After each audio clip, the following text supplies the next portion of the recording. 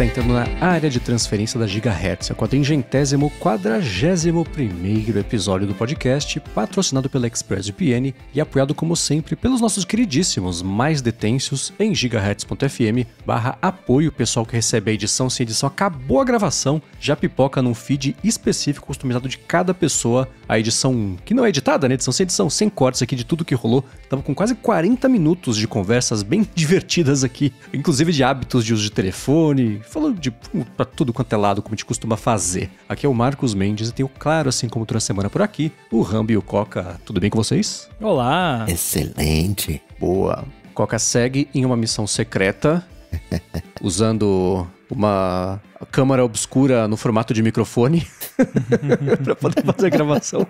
Obrigado, Eduardo Garcia, na semana passada, que ajudou a fazer a voz do Coca ser a voz do Coca, né?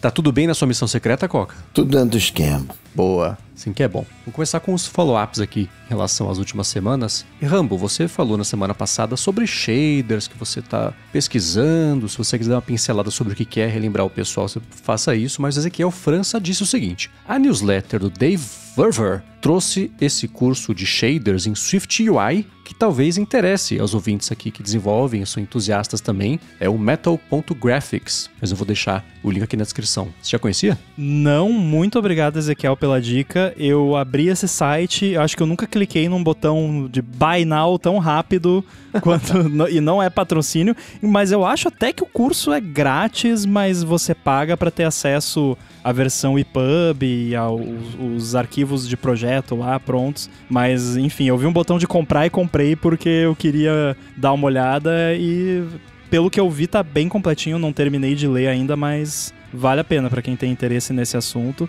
E é um assunto muito divertido para quem gosta dessas coisas, obviamente, mas é muito divertido você finalmente achar um uso para aquele monte de coisa de matemática que você aprendeu no ensino médio lá e que ficava perguntando pro professor quando que eu vou usar isso aí, e geralmente o professor de matemática não tem muita resposta para isso, né? Na aula de física, você, né, eu sempre adorei física e detestei matemática, porque física era mais prático, e com shader você coloca a matemática na prática e é divertido. Então recomendo esse curso, realmente tá bem bacana. Quer relembrar o pessoal o que é o shader? O shader é o código para GPU, que você vai rodar um códigozinho para cada pixel que vai aparecer na tela. E aí a matemática é justamente por isso, porque como que você faz, porque imagina que você quer desenhar um retângulo na tela. Numa programação normal, digamos assim, de CPU, você fala, tá aqui um retângulo, pinta dessa cor. Numa programação de shader, você tem que pensar, que pixel eu sou agora? E aí você pinta aquele pixel naquele momento. E aí você tem lá os vértices também, que você pode ter um shader pra ele, ou você pode fazer tudo na parte dos pixels, que eu tava fazendo essa semana, que tá bem divertido, inclusive. Mais pra frente eu mostro. Eu tô fazendo isso pra uma talk que eu vou dar mais pro final do ano. Então, você basicamente diz pra GPU o que é pra pintar na tela, pixel por pixel. Só que como é uma GPU, todos os pixels meio que são computados ao mesmo tempo, por isso que é super rápido e dá pra fazer uns efeitinhos bem legais. Bacana. Isso vai ficar bem em voga por motivos óbvios, né? Dos novos sistemas, etc. Bacana. Agora, eu inverti as coisas, vou trazer o Amigos do DT, que eu devia ter falado mais cedo. Que é o seguinte, a gente segue recebendo de vocês os links de quem tá testando o Raycast para Windows, que é uma barra de pesquisa parruda e automatizável. Tinha para Mac, chegou para iPhone faz um tempo, que a gente falou aqui que não estava usando muito, e agora eles estão testando para Windows. Quem recebe acesso, que está numa lista de espera, ganha 3 convites para passar para os amiguinhos. A gente tem recebido de vocês esses 3 convites, quem quiser compartilhar, mande pra gente. O Marlon fez isso nessa semana, o Josivan fez isso nessa semana, vai estar aqui na descrição do episódio, esses 3 links. Quem conseguir pegar esses links a tempo para testar o Raycast no Windows e receber 3 links de volta, se quiser compartilhar com a gente, mais adetensos vão agradecer vocês por seguir ajudando o pessoal a testar o Raycast. A gente está esperando as impressões de vocês. Os links estão chegando, bacana. Obrigado. A gente quer saber também como é que tem sido a experiência de vocês, porque é uma coisa que eu acho que vai destravar para bastante gente no Windows, uma coisa que, enfim, até já tinha no Windows, a gente falou sobre isso, né? Mas que acho que vai facilitar um pouquinho juntar essas pontas de automação com barra de pesquisa, com LLM integrado e coisa de instalado de terceiro, tudo junto ali para deixar mais parrudo o sistema. Então contem pra gente como é que tá as impressões. É o esquema de pirâmide do bem do ADT. É pirâmide invertida. E sobre o lance da expansão de espaço físico de disco, né, no MacBook, o Ricardo Consolo falou o seguinte: eu tenho até hoje um modelo A1708 que veio com 128 GB e expandi para 512, funcionando 100%. Esse modelo tem um slot para o SSD, que permite expansão, e o resto é tudo soldado mesmo. Mas o formato do slot é proprietário. Ele falou, novidade. Ele falou, acabei encontrando um adaptador e inseri um NVMe, que vocês vão me lembrar o que é, de 512 GB nele. A solução na época me economizou uns R$ 1.500, ele conclui, e tem um post ilustrando isso, ele mandou, e eu vou deixar o link na descrição aqui para o post bem detalhado dele, inclusive, sobre todo esse processo. Primeiro, parabéns pro Ricardo, porque ele especificou o modelo, né? Foi preciso, não, um A1708, e segundo, porque ele usou o nome correto, né? A gente fala SSD, entre aspas, por preguiça, por praticidade, quando na verdade é NVMe, Flash, whatever. E NVMe é Non-Volatile Memory, alguma coisa assim. O E, se eu não me engano, é de Express, porque é baseado no PCI Express, daí é NVMe Express, e aí o NVMe é Non-Volatile Memory. O ChatGPT concorda com você, eu cacei aqui. Ó, então, ou nós alucinamos, ou é isso aí. Agora, Rambo, voltando ao papo de programação, e esse vocês dois contribuíram muito mais do que eu, que respondi errado. Eu que errei na mosca, né, na semana passada com isso, sobre editores de texto. O Gustavo Saez falou que tem também o COT Editor, C-O-T Editor, que falou que é o mais próximo do Notepad++ que ele encontrou e que isso tanto visualmente quanto em recursos também. Então é mais um que vai estar na descrição e mais um obrigado a vocês que ajudam a gente a complementar as respostas aqui quando chegam no AluDT pra gente. Engraçado que eu não preciso nem ter visto o Notepad++ para pensar que esse COT Editor é realmente o mais próximo visualmente falando, porque quando eu abri o site e vi assim o screenshot, eu pensei, nossa, mas tem uma carinha de Windows. Então, tá explicado, né? É queixo duro, como diria o Coca. Mas dizem as más línguas que o melhor Notepad++ agora é uma WebView. Com certeza. Quem escutou a edição sem edição vai entender a referência, mas o Visual Studio Code é um bom Notepad++, mas eu acho que ele é plus demais, é plus, né? Agora um outro assunto também que o Ricardo Consolo contribuiu aqui foi sobre gestor de senha. Ele falou que usou durante alguns anos o Bitwarden, mas a interface do aplicativo, até no Mac especialmente, na Send Electron, fez ele experimentar durante uns meses tanto o OnePassword quanto também o Passwords nativo, né? Ele falou que acabou ficando com o Passwords nativo da Apple e até hoje não tá nada arrependido, falou que serve perfeitamente o objetivo e não tem nem que pagar uma assinatura, tem grupo compartilhado com a família. Ele falou que acha que no iPhone ele até detecta melhor os campos e, como foi comentado no último ADT, um complemento, o Stolen Device Protection, quando você ativa, só dá para você desbloquear o aplicativo com o Face ID. O Elder também mandou pra gente um contato falando exatamente isso, então tá aí uma coisa que a gente aprendeu de 2 semanas pra cá e que vocês estão reafirmando. Obrigado também.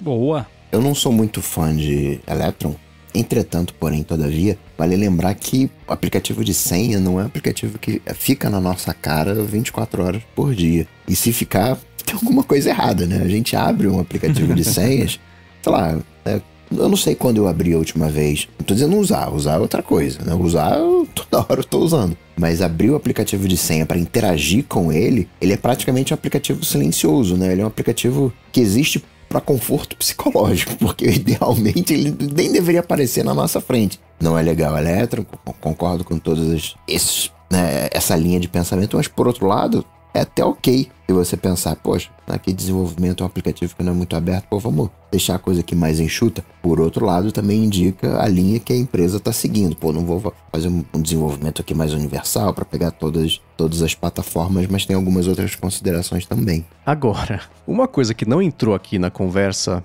e eu vou confessar que eu descobri hoje que existia, é que o Dropbox tem um administrador de senhas, mas não usem. Porque eles falaram, então, a gente vai acabar com ele. Ainda bem que ninguém falou dependo muito desse ou sugeriu esse. Já pensou, né? Quem escutou aqui o ADT passou 2 semanas migrando as senhas todas. Você colocou tudo em ordem e eu falei, então, vamos deletar também. Eu nem lembrava, a gente chegou a falar, eu acho disso, mas fui imediatamente pra lixeira da minha memória. Não tinha a menor chance de lembrar que o Dropbox tinha um administrador de senhas também. A Intel tem. Nossa, nunca tinha ouvido falar. Comprou, sei lá quem. Antivírus tem também, né? Teve... Embora isso foi mais recente, né? Mas sei lá, uns 10 anos atrás a modinha era aplicativo de chat, né? Todo mundo tinha um mensageiro. Agora, depois passou a ser senhas. E agora parece que tá tendo a limpa, né? Ali unificando, vendo o que vai ficar. É que nem, sei lá, a limpa do Firefox, né? Mozilla tirando tudo da frente que não tá dando o menor tipo de retorno, de lucro, de oportunidade de crescimento, para poder voltar a focar no Firefox, principalmente, né? Ainda mais agora com essa ideia de que talvez eles percam um contrato com o Google, que é o que sustenta a Mozilla, bem basicamente. Eu sei, apaixonados da Mozilla, calma. Então eles estão cortando bem também. Isso o Dropbox melhorou bem isso, assim, né? Vamos cortar o que não é essencial, focar no que tá dando certo, porque tentar expandir lateralmente com muito recurso complementar, achando que as pessoas vão... Chegue pelo administrador de senhas, fique pelo arquivos na nuvem, não vingou, né? Embora entendo que para um desenvolvedor às vezes é difícil manter um aplicativo, mas se eu tivesse que criar uma regra aqui, eu diria que o desenvolvedor ele acaba ficando muito mais apegado emocionalmente ao aplicativo do que uma empresa. A Mozilla foi lá, Pocket, mata esse Pocket aí, inventa aí um negocinho aí, a gente corta. Se tivesse na mão de um desenvolvedor, acho que ele seria mais resistente, né? Ele faria um apelo, pô, não tô conseguindo manter, quem quer tocar, venderia, passaria pra outra pessoa, mas na mão de empresa, ela...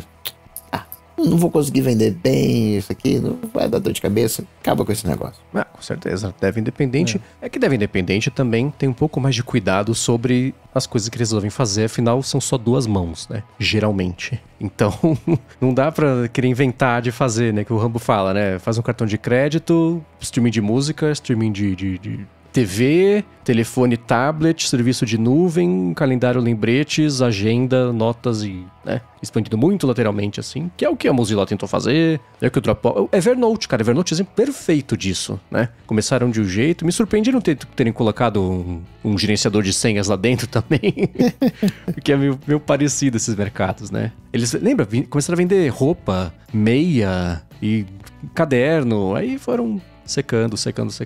Sumiram, o Ben Spons comprou e cortou um monte de coisa também. Então é um caminho meio natural dessas coisas. Eu lembrei do Rambo hoje, aquela história de todo mundo quer fazer tudo, que a Amazon Prime ultrapassou no Brasil a Netflix. Eita. Aí de participação de mercado.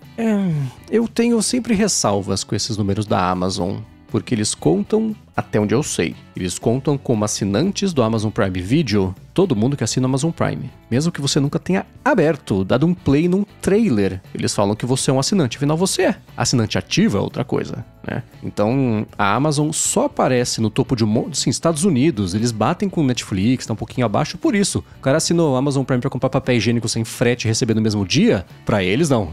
Eles estão assinando aqui o Amazon Prime Video, então eles reportam isso, né? Eles são os malandros pra caramba com isso. Que nem contar audiência, cara. É impossível dizer o que é audiência hoje em dia. Até saiu esses dias o diretor da CBF dos Estados Unidos, basicamente é isso. E ele fez uma salada pra falar sobre a audiência. Não, a gente chega a ter 110 mil pessoas vendo os jogos ao mesmo tempo. E se você considerar que tem às vezes, sei lá, 4, 5, 6 jogos... a gente chega a ser assim, cada jogo, a gente tem 1 milhão de pessoas assistindo. Não fez o menor sentido a lógica que ele foi tentar explicar. E falaram, tá, mas o que é a pessoa assistir a um jogo? Ela abriu por engano? Ela viu 1 segundo, ela viu 10 segundos, ela viu o jogo inteiro? E, sim, pode ser qualquer coisa, né? O YouTube mesmo, né? Eles tinham mudado, acho que a Netflix também mudou. A Netflix era assim, se você viu, acho que...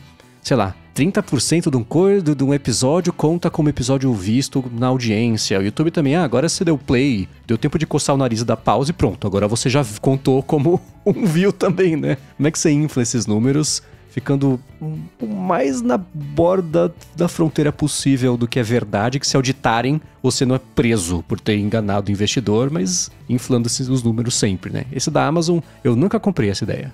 E tem um lance que aí talvez o pessoal pode dar um feedback aí, mas eu ouvi de uma pessoa que eu confio, que jura que a Amazon assinou o Prime pra ela sem ela pedir. Tipo, eita!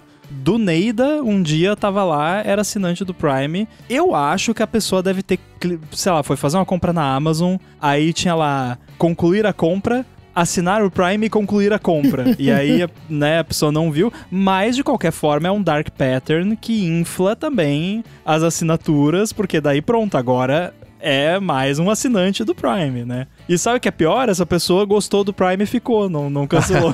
Aí. É essa pessoa que faz justificar isso pra todos os outros, né? Pois é. Enfim, é aquela coisa, né? É um meio gray area, mas eu tenho certeza que se fosse lá, mandasse um e-mail, eu não assinei isso aqui, cancela, eles cancelavam, se tornava. Sim. Então, no fim das contas, não é tão problemático assim, mas, né, se mais alguém teve essa experiência de assinar sem querer, ou acha que assinou sem fazer nada, conta pra gente. Uhum. É feio, né? Que é isso, conta com as pessoas falarem assim, next, ok, finalizar, comprar, né? E aí aquelas, você gostaria de não rejeitar a aceitação, de não experimentar por uma semana de graça o nosso serviço? Ok, não cancelar. Você não sabe nem pra onde olhar, tem que fazer a Nazaré, né? Nossa, cara, eu tenho passado muito por isso com o negócio de cancelar recebimento de newsletter. Tá assim agora, é tudo tipo... Tem certeza que deseja não receber mais o cancelamento da continuação da newsletter? Clique aqui se você deseja não mais receber a confirmação da continuação do recebimento. E aí você fica Nazaré. E aí ainda bota o CAPTCHA e pede pra você digitar o e-mail, sendo que você clicou num link no e-mail, né? É complicado. Isso aí eu sou a favor de regulamentar. E olha que eu não falo isso de muita coisa, mas isso aí eu sou a favor. Agora, antes que eu esqueça, teve uma coisa que o Coca falou sobre do aplicativo de senha. Me lembrou, na verdade, o fato da Apple ter separado o aplicativo de senhas, virar um aplicativo separado mesmo, que eu acho, no Safari do Mac, principalmente, tá com um atrito gigantesco a experiência. E a justificativa é a seguinte: as pessoas não sabiam que isso existia como recurso. Você ter um aplicativo específico para as pessoas irem, faz com que elas passem a saber que existe, consigam usar, então tem que ter mesmo uma coisa dedicada, né, específica. Tem que ter um aplicativo de não perturbe, então. Então, Rambo, eu pensei nisso, sabia? Se você puser um aplicativo de não perturbe, um aplicativo de focus como um app do iOS, a adoção vai aumentar mais do que as pessoas assinando o Amazon Prime Video para comprar papel higiênico. Quer dizer, o Amazon Prime e o Amazon Prime Video, certeza. Tem que ter uma coisa como o povo tá acostumado. Alguém aí que tem conta no TikTok ou que posta vídeo nos Reels, faz um shortcut que ativa o não perturbe e faz um vídeo. Olha esse segredo maravilhoso, agora você vai conseguir ler no seu iPhone, no seu iPad sem distrações. A Apple não quer que você saiba disso. Clica nesse link aqui, clica em adicionar a tela de início. Pronto, aí a pessoa vai ter um app de não perturbe. Ela toca lá e ativa o não perturbe. Você vai ficar milionário com esse TikTok, esse Reels, enfim. Fica a dica aí pra quem faz esse tipo de conteúdo. E se você ficar milionário ao milionário, gigahertz.fm/apoio. Exatamente. Agora, teve um papo que a gente falou na semana passada da formatação do disco, né? Tinha dúvida lá, o IPFS, que a formatação, um disco tava como diferenciar entre maiúsculas e minúsculas, o outro não, aquela confusão toda que acontece com a vida, né? E o José Júnior falou o seguinte: qual que é o tipo de arquivo que vocês usam, né? O padrão para formatar os HDs externos e coisas assim, os afins, né? De vocês e por quê? Eu vou tirar isso da frente, tá? Porque eu sou bem prego com isso, eu uso o que vem. É assim que as pessoas assinam o Amazon Prime por engano também, né? Se o checkbox tá marcado, eu penso, alguém muito mais inteligente do que eu marcou esse checkbox por um motivo. Não vou nem chegar perto, que a última coisa que eu quero é descobrir que esse checkbox fez eu, sei lá, criptografar todo o disco, eu não consigo acessar. Então eu nem sei o que é que vem. Eu uso o padrão, é o que vem e nunca perdi um arquivo e tô muito feliz com isso. Aí vem com FAT32 e você não consegue colocar arquivo de mais de 4 GB, né? Mas enfim. Possível. Dos males o menor. Eu tenho meio que um algoritmo que eu uso pra determinar isso, embora eu não tenha precisado usar muito esse algoritmo ultimamente, porque os devices mais recentes de armazenamento externo que eu passei a usar é só em Mac e é tudo SSD. E aí vocês já vão entender por que isso faz sentido. O algoritmo é o seguinte: se for SSD e eu for usar só em Mac, APFS. Não case sensitive, pelo amor de Deus. O APFS normal, padrão. Eu acho até que é o que o Disk Utility hoje em dia recomenda se você vai formatar. Então, SSD vai usar só no Mac, APFS. Não é SSD, é disco que gira. Faz muito tempo que eu não mexo com um desses, mas tenho uns aqui na gaveta ainda de armazenamento de longo prazo. Se for usar só no Mac, HFS Plus. Porque o APFS não foi feito para disco que gira. Eu nem sei se ele deixa você formatar disco que gira com APFS. Mas mesmo que deixe, não é uma boa ideia. Ele não foi feito para isso. Então, HFS Plus. Se for, aí, independente se é SSD ou HD que gira, se for precisar usar potencialmente num Windows ou num Linux, exFAT, que é um sistema de arquivos que funciona no Mac, no Windows, no Linux e funciona super bem e não tem limitações bizarras. Aí vamos ver se o Coca concorda com o meu algoritmo. Concordo com esse algoritmo, eu sigo essa linha. Antes, primeiro, parabéns pro José, porque eu sempre tenho problema quando a pessoa pergunta assim, qual tipo de arquivo você usa? O cara quer saber o remédio que eu tomo, não me fala qual é a tua dor, né? Eu tomo remédio aqui pro joelho, pro coração, pulmão, porque, né, qual o teu ambiente, né, José? O que você quer fazer? Mas esse algoritmo do Rumble é bem ok, né? Segue bem essa linha. Eu só ampliaria ele um pouco mais, que sempre tento deixar que aquele HD desempenhe a sua melhor performance no ambiente que ele vai ser mais usado. O que eu quero dizer com isso? Existem alguns HDs que eu tenho aqui, que são externos, portáteis e tudo mais, mas eles ficam conectados em Linux.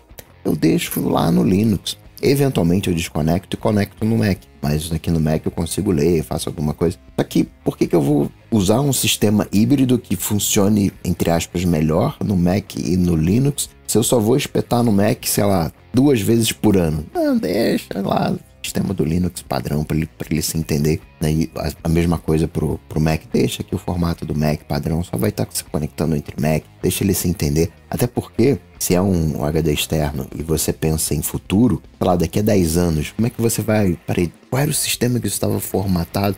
Mas daqui a 10 anos, eu espero, para que se eu pegar um HD que estava na minha gaveta, que eu usava só no Mac, que eu conecte no Mac daqui a 10 anos e continue funcionando, que eu consiga ler. Mas é um bom algoritmo esse do Rumble. Considerando que Burn Disk ainda é um item que você pode colocar na toolbar do Finder no macOS 26, eu acho seguro assumir que APFS, HFS Plus ainda vão funcionar daqui 10 anos. O que eu não recomendo é assim, digamos que você vai usar no Mac e no Windows e você vai formatar no Windows. Pelo amor de Deus, não formata em NTFS, porque é furada. A não ser que você vai só vai precisar escrever dados no Windows e no Mac você só precisa ler. Porque o Mac até lê NTFS, mas ele não escreve NTFS. Tem essa pegadinha. Tem formas de instalar driver e tal no Apple Silicon, acho que isso é meio mais furado ainda. Não sei se hoje em dia isso tá mais fácil. Como você faz, Coca? Você falou vou deixar no Linux na maior parte do tempo, e aí eu vou usar só de vez em quando no Mac. Aí eu formato com o do Linux, mas o Mac lê o formato é ext4, uma coisa assim? Do Linux? Lê sim. Ah, ele lê? Eu não sabia. Então, beleza. Faz sentido. Aí formata no que for ser mais usado, né? Não faz sentido você pegar um meio termo se vai ficar, 99% do tempo no Linux, formata no formato do Linux, que eu aprendi agora que o Mac lê, então, tranquilo. Agora, teve uma coisa que você comentou nas últimas semanas do Cloud Code, né, Rambo? Que você estava usando e fez os seus projetos, falou tanto aqui quanto no Olá Mundo também. E o Eduardo Rezende deu uma dica para você, Rambo, que é o plano pago de $20 da Anthropic, que inclui ele também, tem um uso limitado, mas que reseta a cada 5 horas. Ele falou que também está em fase de aprendizado, está satisfazendo totalmente, e assim pelo menos não fica com aquela ansiedade de cobrança por chamada de API, uma coisa assim. E ele falou que uma novidade que lançaram essa semana é que você pode ter subagentes, que você dá um papel para cada um, com um contexto separado, coloca todo mundo e roda simultaneamente. Agora sou eu falando, tá? Eu não fiz minha lição de casa específica para ver quando que ele mandou esse follow-up. Eu peguei e coloquei aqui na pauta. Por quê? Porque nas últimas 48 horas, a Anthropic falou, gente, tem uma galera aqui usando o Cloud Code tanto que tá derretendo os nossos servidores. Então a gente vai começar a botar limite, e me parece que o limite que eles impuseram não é só pro Cloud Code, é para tudo. Eles falam assim, os limites, de verdade, vão bater em 5% das pessoas aqui que usam. Mas além dessa limitação que eles têm, eles contam cada sessão como 5 horas. Dentro dessas 5 horas, dependendo do plano que você assina, você pode interagir uma quantidade de vezes. Se você bater nesse teto, sei lá, 40 prompts que você manda. Aí você tem que esperar acabar a janela de 5 horas, começar a segunda janela e aí você fazer. É super complicado. Além disso, vai ter também uma segunda janela, uma sacada, de 7 dias. E ao longo desses agora, dessa semana, também vai ter umas limitações, etc. Eles estão dando uma apertada, a gente falou sobre isso no área de trabalho hoje, mas eu pensei em trazer aqui uma questão para você, Rambo, que é a seguinte, né? A sugestão do Eduardo, ela é super válida. Como que você está decidindo quais serviços você assina para usar no trabalho mesmo de IA, quais que vale mais a pena ou não tá assinando nenhum, assina e testa, se não funcionar você cancela, como é que tá o seu framework pra fazer isso? Eu agradeço a dica do Eduardo, mas assim, o lance do custo da chamada de API não tá me causando nenhuma ansiedade, é algo que eu preciso manter em mente, que eu vou estar gastando dinheiro ali e, né, mas pelo menos eu não enfrento limites na prática aleatórios, porque não dá pra saber. E o meu ponto de vista é assim, é trabalho, chave de API. Eu sou desenvolvedor, eu trabalho com desenvolvimento, eu vou usar a API, eu não vou usar o serviço de consumidor, assim, ainda mais se eu já passei a usar o negócio pra valer, digamos assim, um pouquinho mais em produção, embora não cheguei tanto nesse ponto ainda, mas já estou usando com mais frequência, então eu acho justo usar com chave de API, que eu acho que essa parada foi feita para você usar com chave de API, não para usar... Eu até me admiro eles deixarem usar isso numa conta, ainda mais a Anthropic, que claramente tem sérios problemas de capacidade de servidor. Isso ainda você nem conseguiu usar porque tava ruim no dia lá, né? Então eu acho que para você fazer um uso efetivo, na prática mesmo, o ideal é você fazer o uso da API da forma como foi pensado. O ChatGPT eu uso mais a versão paga dele, mas não é o plano super alto, é o plano normal, que todo mundo que paga tem e me atende pro que eu preciso, mas eu tenho usado ele bem menos para coisa de programação, porque o cloud é muito melhor. Então eu uso mais para coisas aleatórias do dia a dia. Mas acho que para quem quer só molhar os pés ali, porém, olha tudo que eu fiz com $20 de chave de API. Eu acho que se eu fosse fazer o que eu fiz com $20 de chave de API, de mensalidade, teria batido no limite, ele teria me barrado e aí eu ia ter desistido e não ia ter continuado. Então, meio que tem que pensar isso também. Ah, mas eu só quero testar aqui. Sim, mas daí se você só quer testar, você já vai pagar $20 de cara. Se você quer só testar, você pode fazer um negócio ali e gastar $5 de API. Não precisa gastar 20. Eu gastei 20 porque eu fiz uma parada super elaborada. Fiquei horas e horas e horas ali fazendo prompts e ele consumindo contextos gigantescos. Então, o que eu fiz com $20, eu acho, com chave de API, eu acho que não daria pra fazer com $20 da assinatura mensal, sendo que você daí é obrigado a pagar os $20, mesmo se você não usar os $20, né? Então eu ainda acho que para esse tipo de uso, o, entre aspas, correto é chave de API. Então, respondendo a pergunta, a minha decisão é, se eu vou usar para coisa de código, eu uso chave de API, que é o jeito que a impedância bate ali, a coisa encaixa desse jeito. E por enquanto eu uso só o Claude mesmo dessa forma. Eu tenho chave de API da OpenAI e tudo, mas é pouco usado. E pra você, Coca, como é que tá o framework pra decidir o que você assina, o que você não assina? Se for pessoal, eu não assino nunca, que eu sou, né, mão de vaca. É que quando você fala de nuvem, né, em desenvolvimento, a gente já tá semi-acostumado. Coloca lá um arquivo na AWS, lá no S3, você já tem um custo de armazenamento, das chamadas de API. A questão é só que no sistema que a gente estava acostumado era tudo milhares de chamadas, 1 centavo. Agora, A questão é só a gente ajustar, né? Entender, fazer quantos créditos aquilo vai ser consumido, mas via de regra eu tenho que ver algum benefício, né? Se for pra mim, tem que ver algum benefício, alguma coisa, né? Vai ser mais rápido, né? Usar isso aqui, via de regra é mais rápido, mas tem algumas coisas que acaba que você tem que avaliar ali, ou olhar, você não pode confiar 100%. Aí eu uso meio aquela coisa do quanto que eu vou ganhar, né, fazendo isso aqui. É a conta que bastante gente acaba fazendo mesmo, né? Aí entra o quê? O investimento literal do significado mesmo de investimento. Mandem pra gente também, tá, pessoal? Impressões a respeito disso, que é bacana ver como é que tá o framework de vocês, o que vale a pena assinar, o que vocês assinaram achando que ia usar muito e que acabou não usando, deixou pra lá. Tem coisa que você assina só pra garantir que você vai usar se você precisar. O contrário, né? Você deixa pra assinar. A Bia, por exemplo, ela só assina ela cancelou o Claude nesse mês, que ela tá de férias, não ia usar. Na hora que ela voltar a estudar, ela vai voltar a assinar. Ou vamos ver, né? Se ela molha os pés em outro tipo de ferramenta e deixa o Claude pra lá, né? Que esses limites estão meio chatinhos mesmo, né? Agora, pra finalizar os follow-ups, sobre aquele lance das músicas, foi um trocadilho não intencional, as músicas que tocam a gente, quando a coisa bate, né? E que tem aquela ideia de que nos anos formativos isso bate mais fundo e fixa melhor, etc. A Pri Mansur falou o seguinte: no caso dessas músicas, ela é do time Rambo. Tem música, ela fala, que eu conheci bem depois da fase dos 20 e pouquinhos e marcaram muito. Acho que no meu caso, são músicas que me lembram momentos, lugares e pessoas que mexem muito comigo. E é por aí, né? Eu continuo achando que tem realmente essa distinção. Acho que se faz uma confusão, às vezes, entre nostalgia e essa parada que a Pri tá falando, que eu falei também, que é óbvio que eu não vou ter nostalgia das músicas que eu conhecia 2 anos atrás. Mas não quer dizer que eu não posso ter o mesmo tipo de sensação sem ser a nostalgia. A parte da nostalgia não tem jeito. Mas o resto, pelo menos, eu e a Pri somos exceções, talvez, que provam a regra, ou não.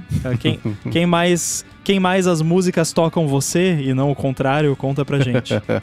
Pri que teve presente no encontro do ADT que a gente fez no Rio de Janeiro. Eu lembro bem, beijo pra ela. Sim, tem as exceções, tem, né, os tipos de música, músicas, né, sociais, músicas, né, de rebeldia, músicas, né, sei lá, de êxtase, tem vários tipos de música. Legal que, né, o emocional continue funcionando, a vida psicológica esteja funcionando, novas memórias estejam sendo construídas com novos vínculos, né, associativos, né, memórias afetivas. Tem um pouco dessa nostalgia, mas a proposta inicial, né, como isso tudo começou, foi com o Giva, que eu propus a ele, testa ouvir nas corridas não só os BPMs, mas testa essas músicas, né, como o Mendes chama, dos anos formativos. Mas isso é todo um estudo complexo, né?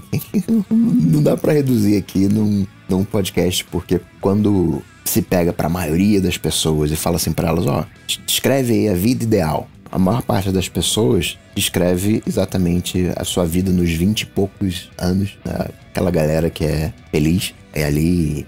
Teve gente que vai ter problema lá nos 20 e poucos anos, vai descrever uma outra coisa. Claro, vai ter gente que vai descrever com 30 anos, claro.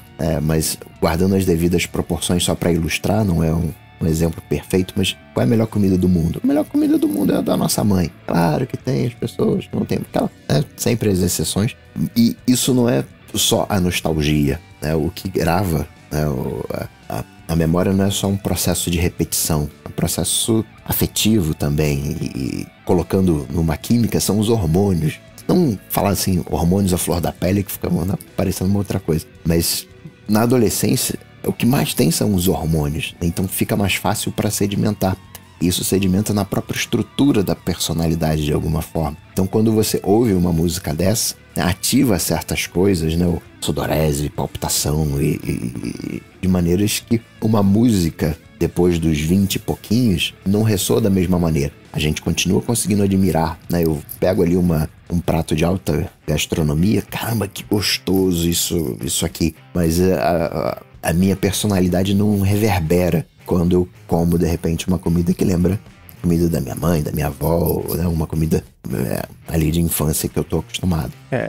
Eu tava escutando hoje qual foi? Acho que foi o Connected. E eles estão falando sobre leitura, livros. A gente fala aqui no podcast, né? Sobre como, por exemplo, quando a gente tá, sei lá, quando eu tô correndo, eu escuto um episódio de um podcast, dá um ano eu escuto esse mesmo episódio por algum motivo, eu lembro exatamente em que pedaço da corrida eu tava em cada episódio, nessa memória áudio-espacial pega muito bem. E eu faço um paralelo disso com essa parte de memórias afetivas, não só de anos formativos, mas sim de memórias formativas, né? Uma coisa que bate, que impacta, independente da idade, dependendo do que acontece, te faz lembrar dessa situação, né? Um cheiro, onde você que a memória olfativa é uma coisa muito forte também, né? Então o Coca falou aqui de prato, coisa assim. Isso lembra e dependendo, e se te marcou em algum momento, independente de quão jovem ou não você era, se acontecer de novo, você vai lembrar desse momento, independente de quanto tempo passou ou não, né? Eu só consigo me relacionar muito com a ideia de ter de descobrir muitas coisas, incluindo música, lá pelo início da juventude, que você descobre que tem coisas que né? Como assim? O mundo, isso já existia no mundo e ninguém nunca me contou, isso foi feito tão pra mim, né? E é uma coisa que, com música especialmente, bate muito, né? Muito bem, agora a gente vai fazer... eu tô curioso que o Rambo falou assim, eu tenho 3 histórias, é tipo o Steve Jobs em Stanford, tenho 3 histórias pra contar. Não cria expectativa, não, tá. não. Vai não ser horrível, tá? Mas então, antes de falar sobre isso, eu vou agradecer a ExpressVPN, que está mais uma vez patrocinando o ADT e que segue oferecendo um mês de graça para você experimentar o serviço e depois 3 meses de bônus no fim da assinatura do plano anual, se você for em expressvpn.com/ADT e proteger a sua conexão. Para isso que especialmente serve uma VPN. Se você usa muito Wi-Fi que você não conhece, você não sabe como é que está a segurança do Wi-Fi, você não sabe quais dados são coletados, por que eles são coletados, onde que eles vão parar, que dados, os sites que você acessa, o que você pesquisa, por quanto tempo, a partir de qual dispositivo, quais aplicativos você usa, os servidores que você bate, tudo isso acaba sendo coletado, na melhor das hipóteses, ou para fazer métricas, ou então para ajudar a construir um perfil de quem você é e depois te mostrar propaganda direcionada. E você pode proteger seus dados ou conexão também com a ExpressVPN, porque tudo, se você rotear pelos canos impenetráveis dela, nem ela sabe o que está acontecendo, é tudo criptografado, nem ela tem acesso. E para streaming também é bacana, porque dependendo do país que você usar para rotear a conexão, temos assim, servidor em mais de 100 países, você vê o catálogo desses países, que é diferente do que tem aqui no Brasil. Tá viajando, quer ver o negócio que tem no Brasil, também roteia por aqui e você destrava esse conteúdo. E para ver como é fácil colocar seu iPhone no iPad, no seu telefone em geral, tablets em geral, na TV, dependendo do modelo, roteador de casa direto, se você quiser, vai em expressvpn.com/ADT ou usa o cupom ADT no checkout, ou aqui na descrição, se você clicar, cai com o cupom aplicado já, e aí você testa por um mês de graça. E se você assinar o plano anual, tem 3 meses de bônus no fim desse ano. Muito obrigado a ExpressVPN pelo patrocínio de mais esse episódio do ADT e pelo apoio a toda a Gigahertz. Valeu! Obrigado. Bem, Ramo, que histórias você coletou aqui pra trazer a gente conversar de causos aparentemente que rolaram com você? Olha, na verdade, isso aqui, eu preciso ser transparente, porque senão as pessoas vão ficar decepcionadas comigo, vão falar, pô, o Rambo estragou o ADT falando de histórias aleatórias. Gente, não aconteceu nada essa semana, a realidade é essa. Então, não tem muita coisa, a gente não é de notícias, então não vamos ficar falando das notícias aqui, a gente fala quando é algo relevante ao ADT e tudo mais, então é o que sobrou pra hoje, tá? Mas são coisinhas curiosas que eu queria comentar. Eu queria comentar mais com o Coca e com o Mendes aqui, mas vocês vão ser obrigados a ouvir, então aproveitem. Primeiro que eu contei uma vez... Faz bastante tempo. Eu não sei se vocês lembram que eu contei uma vez no ADT. Pô, abri uma gaveta aqui em casa, achei um iPad que eu não sabia que tinha. Lembra dessa história? Aham, você falou comigo. Aconteceu de novo. Eu não sei se tem uma árvore de iPad aqui em algum lugar que fica caindo. Quando o iPad tá maduro, ele cai da árvore. Eu sei que... Não, e foi pior ainda dessa vez. Assim... Vamos lá. O Everton, que faz os desenhos lá do Chip Studio, tem um iPad Pro e um Apple Pencil de 2ª geração que ele usa pra desenhar no iPad. Uhum. O Everton tem um cachorro novo, um filhote de cachorro novo em casa. O cachorro comeu o Apple Pencil. Começa assim essa história. Aí eu, fiquei sabendo dessa história e tava vindo pra Florianópolis, sem Apple Pencil, porque o cachorro comeu. E aí fiquei triste, poxa, vai ter que comprar um Apple Pencil, é caro, e ele queria o de segunda geração, agora tem aquele USB-C, trocentos mil modelos de Apple Pencil. Aí eu pensei, poxa, eu tenho o Apple Pencil Pro, mas daí não serve porque o iPad Pro dele não é o modelo que funciona no Apple Pencil Pro. Daí me deu, assim, um cheiro na cabeça de... Eu acho que eu tenho um Apple Pencil rolando aqui em algum lugar.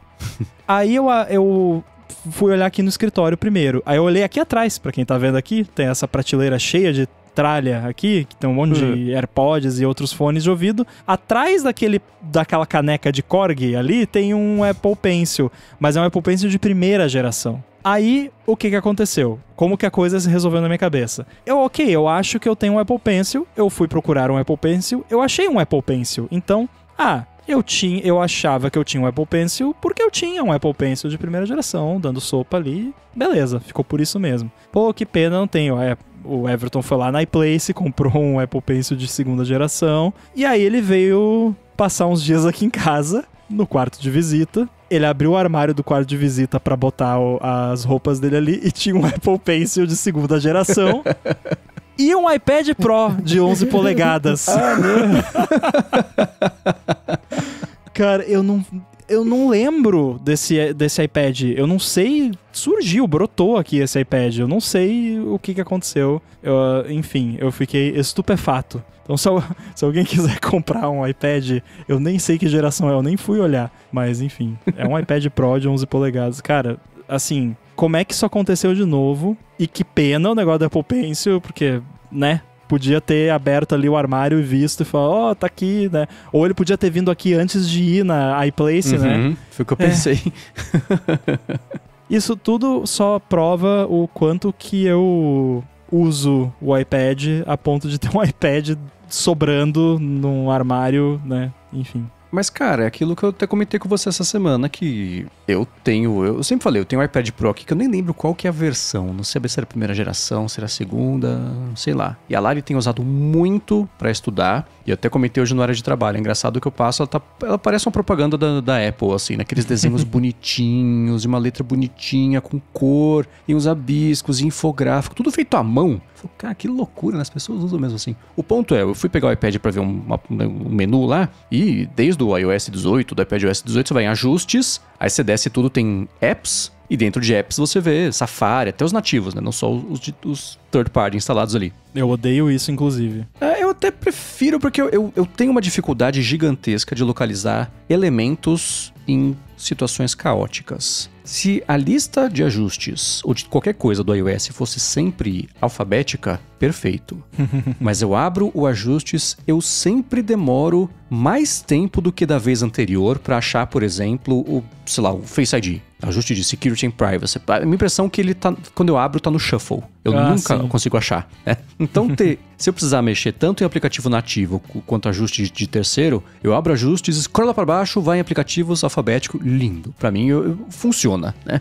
Aí eu não achei, eu falei, mas que coisa. Aí eu fui olhar qual que era a versão do iPadOS instalada, era 17.7 porque é a última compatível. Eu passei mais de um ano com o meu iPad travado na versão anterior, porque é o T1 vai, porque é um iPad Pro de segunda geração, que tá, sim, funciona super bem. Nada do que veio depois do iPadOS 17.7, alguma coisa fez falta, porque... Tudo bem que eu não uso muito, né? Mas no uso, assim, casual, não fez a menor falta. E só agora, indo numa parte do ajuste, eu fui perceber que ele tá eternamente desatualizado agora, porque o tempo foi em frente. E é por isso também, né? Depois de eu ter tentado migrar o meu workflow todo pro iPad, e isso ter funcionado até a página 4, vai. Até a página 2 funcionou bem. Da 4 em diante, estabacou-se no chão. Aí eu parei de usar completamente. Eu já passei mais de um ano sem encostar esse iPad, né? A Lari tá usando muito mais do que eu em uma semana do que os últimos anos todos juntos, né? Mas é engraçado porque, não sei, o meu perfil de fluxo de trabalho, coisa assim, e do Rambo são bem diferentes, mas dos dois casos, pessoas ligadas em tecnologia,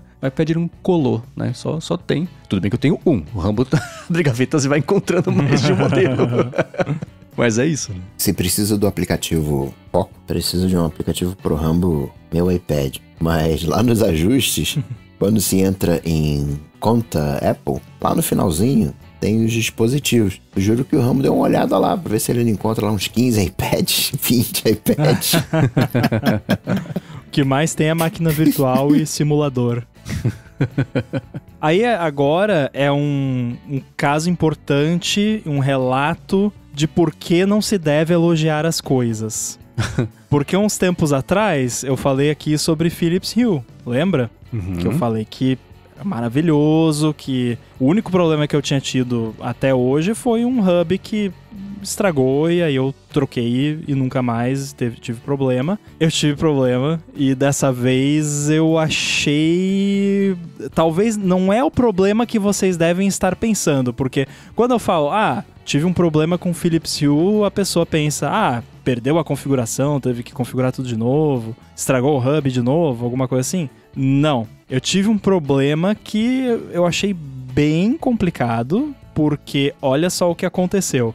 Fazia umas 2-3 semanas que eu percebi que de vez em quando tinha um leve flicker na iluminação do segundo andar aqui do apartamento, que é onde fica a cozinha.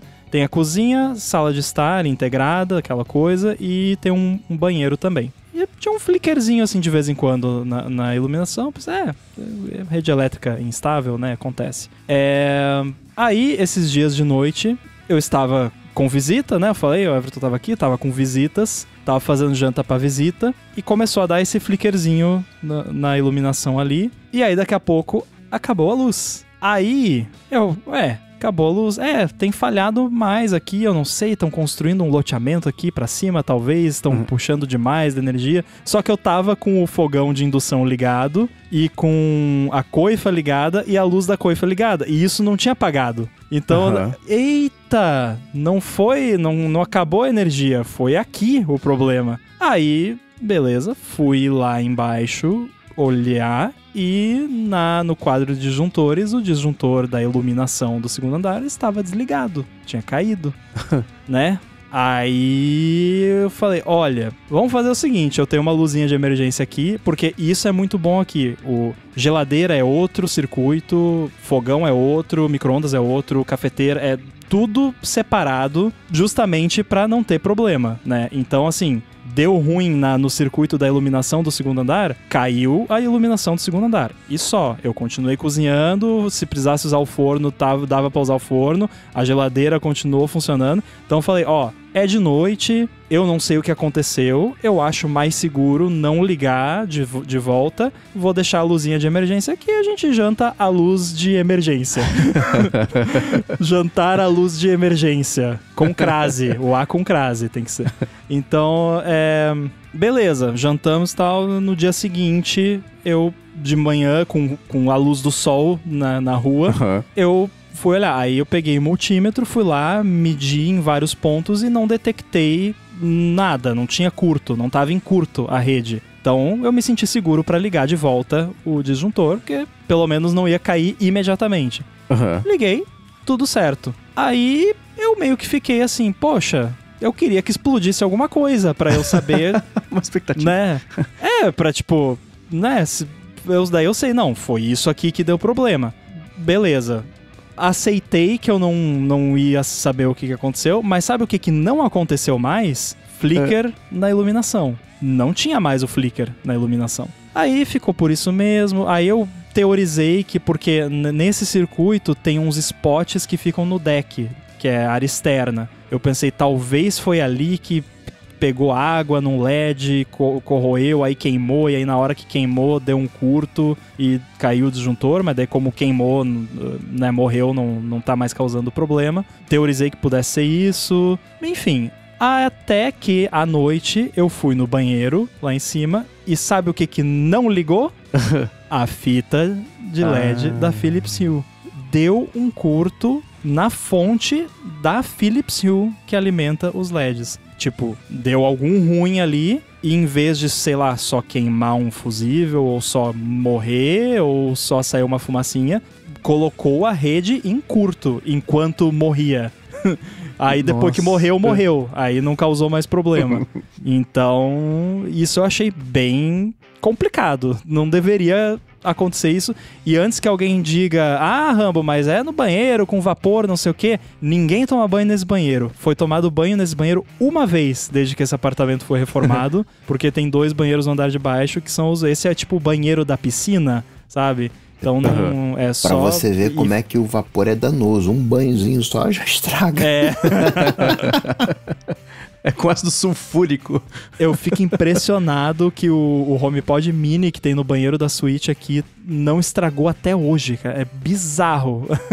Banho ali, água, gotinha pingando em cima do HomePod, da parede. O cabo dele tá preto. Mas...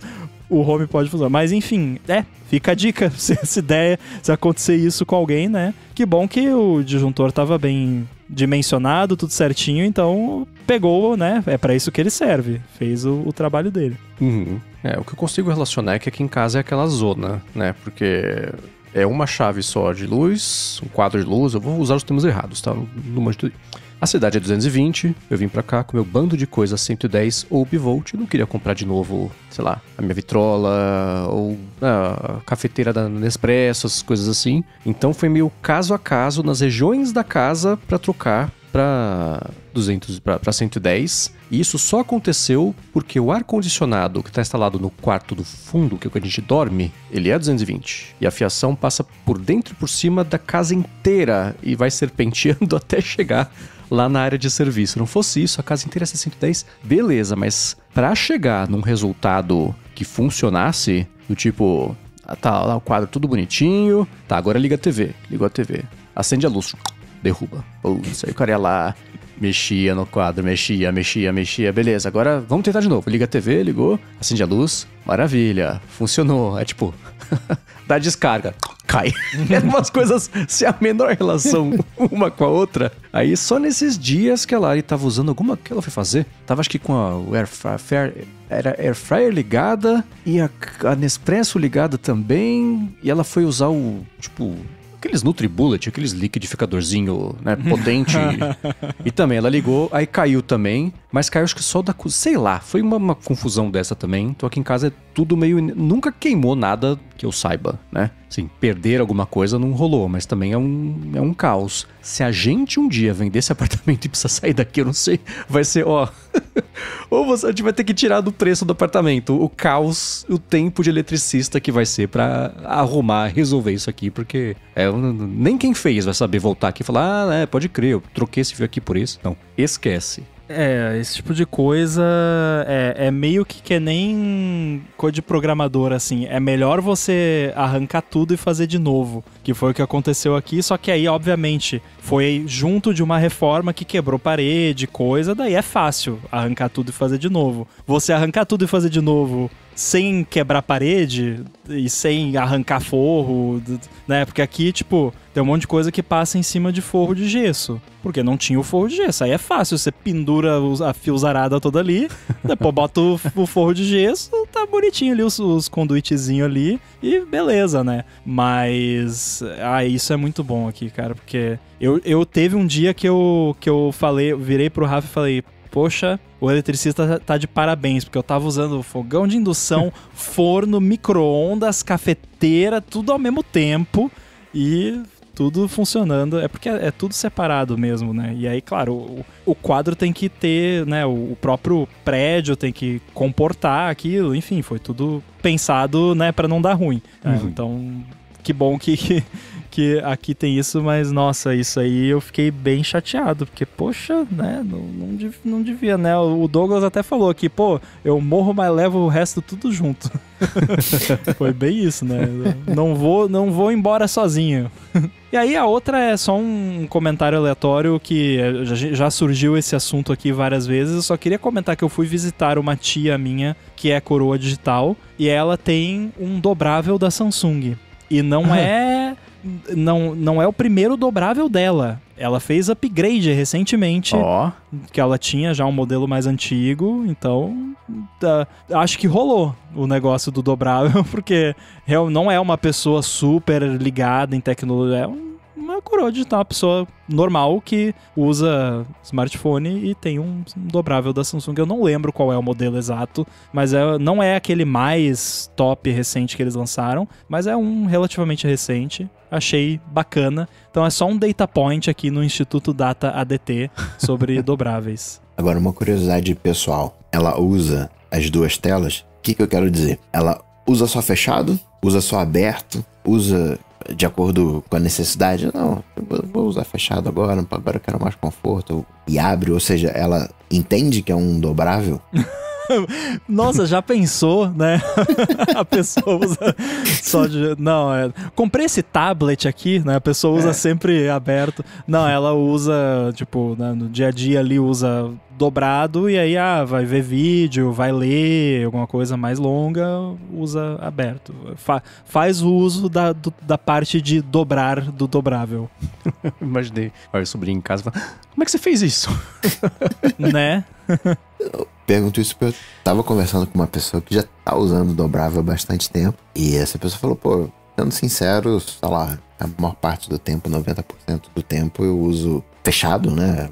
Seja porque os aplicativos já estão adaptados e tudo mais. É mais de noite ali, quando eu tô, né, no conforto. Mas no dia a dia ali, na pressa, pega aqui, vai e usa, é só fechado. Eu tenho visto mais esses dobráveis no mundo, sabia? Assim, aleatoriamente, pessoas não ligadas em tecnologia que só chegaram um dia na TIM e aí tinha o dobrável lá e compraram, sem a intenção de fazer teste. Eu ainda vejo mais dobrável da Samsung na mão do pessoal do Instagram falando, gente, chegou aqui, olha que bonitinho, esse aqui ele até dobra, que legal, melhor que o do anterior, tal, que recebeu do que comprou. Mas essa proporção tá ficando cada vez mais próxima uma coisa da outra, não sei, tá aos pouquinhos, por WO ou não, a Samsung tá mesmo colando nesse mercado. Esse novo eu achei bonito o suficiente pra falar, entendi o apelo, que é aquilo que ele é. Agora é só um telefone que aberto fica meio telefone de grossura pra virar uma tela grandona. Não 2 telefones um por cima do outro, só pra você ter o benefício de abrir a tela se você quiser. Aí eu gostei, né? Aí eu falei, aquilo que eu falei, se rodasse iOS, ia fazer um estrago. Então agora eu tô um pouco mais empolgado pro tal do iPhone dobrável, que aparentemente vem mesmo em setembro do ano que vem, né? Que é o consenso dos rumorzeiros aí. Esse lance que você tá vendo em todo lugar, será que não é o Baader-Meinhof? Cara, eu acho que não, porque eu já vinha reparando isso, né? São pessoas que não tinham o dobrável antes. É tudo... Quer dizer, eu não tenho grandes contatos sociais aqui, mas tudo meio da Lari, assim. Sim. Filho de uma pessoa que ela conhece tem um dobrável. A gente foi em Campinas outro dia lá, veio visitar uma amiga dela, ela tinha um dobrável também. Então, pessoas, assim, né, normais, que não são nem ligadas em tecnologia, só tem esse telefone porque tem, sabe? Sim. Não é de ver na rua de orelhada, assim, né? Que nem o Coca fica manjando os telefones das pessoas. Eu também faço isso. Eu também. Mais próximo mesmo. Eu faço pesquisa de campo, principalmente em aeroporto, voo, que você acaba ficando mais perto das pessoas, assim, contra a sua vontade. E aí, não que eu fico, enfim, bisbilhotando o que a pessoa tá fazendo, mas eu vejo assim, tipo, que tipo de wallpaper tem na lock screen? É uma foto, quase sempre é uma foto de alguma pessoa ou de algum bichinho, mas às vezes quando eu vejo alguém usando um wallpaper padrão, eu fico, olha só, essa pessoa aqui nem eu usa um wallpaper padrão. A proporção de dark mode, light mode, esse tipo, eu presto atenção nesse tipo de coisa. Capinha, não tem capinha, tem película, não tem película. Eu fico fazendo essas pesquisas. Pra mim, o que é inexplicável é as pessoas usarem o telefone no modo claro. Eu sei que você usa, né, Rambo, durante o dia. Quem determina claro e escuro é o sol pra você, mas é quebrado pra mim. Não é sinal de psicopatia, não dá. Eu queria um modo que mudasse de acordo com a luz ambiente, porque pra mim, se eu tô num lugar claro com o Dark Mode, eu não gosto, eu acho desconfortável. Mas o mesmo acontece com o modo claro. E aí, às vezes, até eu tô dentro de casa, daí tô num lugar que tá mais claro, um lugar que tá mais escuro. Eu fico meio que alternando, assim. Então é meio chato, às vezes. Mas, no geral, eu deixo no modo claro durante o dia e à noite no modo escuro. E o Mac eu uso a maior parte do tempo no modo escuro. A não ser que a luz ambiente realmente atrapalhe. Pra mim, primeiro segundo que deu pra instalar o modo escuro, ele ficou e nunca mais saiu. Nem sei onde troca. No Mac, às vezes, eu tenho... Durante, sim, fluxo normal de dia a dia, tem coisa que mesmo com aquele noir, que é o complemento do Safari que eu tenho, que a gente já comentou aqui algumas vezes, né? Que faz... força o modo escuro em sites que não tem, né? Basicamente é isso. Ele quebra bastante alguns sites, né? E tem... Eu usei, acho que pra fazer uns prints lá pro 95Mac, das matérias de macOS, sei lá. E eu tenho, de vez em quando, troco e tá com bug no macOS que eu troquei pro modo claro, voltei pro modo escuro, o timer não volta pro modo escuro de jeito nenhum, os widgetzinhos de contagem de tempo. Então eu abro aqui a central de controle e dá um flash na cara aqui. Mas de resto é tem tudo um delay escuro. Dos ícones também, que no beta que eu reparei que quando troca, os ícones demoram uns segundinhos às vezes pra mudar. Mas e sabe uma coisa engraçada? Quando eu vou postar alguma coisa de programação em qualquer lugar, mas geralmente é no Mastodon, enfim. Se por um acaso eu tô no modo claro e eu vou tirar um screenshot, eu troco pro modo escuro, porque senão a metade dos comentários vai ser de o programador que não usa modo escuro, não é programador de verdade. Então, pra não desvirtuar a conversa, eu boto no modo escuro. Eu já fiz parecido assim, né? Pra tirar o... Que app é esse? De onde é essa foto? Vamos focar no que é o assunto que eu tô aqui pra falar? Então eu também já fiz essas profilaxias preemptivas, pra não dispersar muito do assunto que era pra ser o motivo do post, né? Tô ligado nisso também. Bom, digam pra gente como é que tá o uso de vocês, se vocês estranham o modo claro ou o modo escuro, se vocês não conseguem suportar, ou se acham estranho que nem eu, ou se acha que tudo bem. E é óbvio, cada um usa como quiser. Pode usar no modo pintado, tanto faz, né? Só impressões aqui. Vamos para o ADT, parte que você que está escutando o episódio pode interagir com a gente, mandar perguntas, quer saber a nossa impressão sobre alguma coisa. E o Rogério Buzelli perguntou como é que vocês tratam DNS nos dispositivos de vocês. Ele falou que conhece a Cloudflare há anos, recentemente descobriu que o aplicativo, né, Cloudflare 1.1.1.1, dá a opção de você redefinir o DNS deles nas conexões todas, né, usar o modo WARP deles, que é tipo uma VPN, que não é. Ele falou que sabe que em casa o Rambo e o Coca usam o Pi-hole, né, e falou que preguiça, né, prioridades, etc, etc. Mas e no geral? Eu uso nos aparelhos o DNS do Cloudflare 1.1.1.1, mas também troquei uma vez, vou demorar para chegar nos ajustes de novo e tô satisfeito com isso. Também não é uma coisa que eu pense muito a respeito, eu tomo muito, sei lá, muita customização, assim. Como é que é pra vocês? Eu, no geral, também uso o do Cloudflare. No próprio Pi-hole você pode configurar um DNS upstream e eu uso também o Cloudflare e nunca tive problemas. Pra mim tá bom o suficiente e é meio que na sua vibe também. Configurei uma vez, tá funcionando, tá bom assim. Por enquanto não vi motivo pra trocar. E, claro, tem as opções mais avançadas. Você pode usar o Warp, pode usar DNSSEC, esse monte de sopas de letrinhas. Mas pro uso do dia a dia, o DNS do Cloudflare me serve bem. Lembrando que o DNS do Cloudflare tem 3 tipos, categorias, sei lá como é que a Cloudflare chama. Que é o final .1 é o genérico. Tem o final .2... 1.1.1.2 e 1.0.0.2, que faz filtro de malware, phishing, quando é código malicioso que está hospedado ali. Em tese você fica mais protegido. E tem o ponto 3, e também filtra conteúdo adulto. O malware e o conteúdo adulto.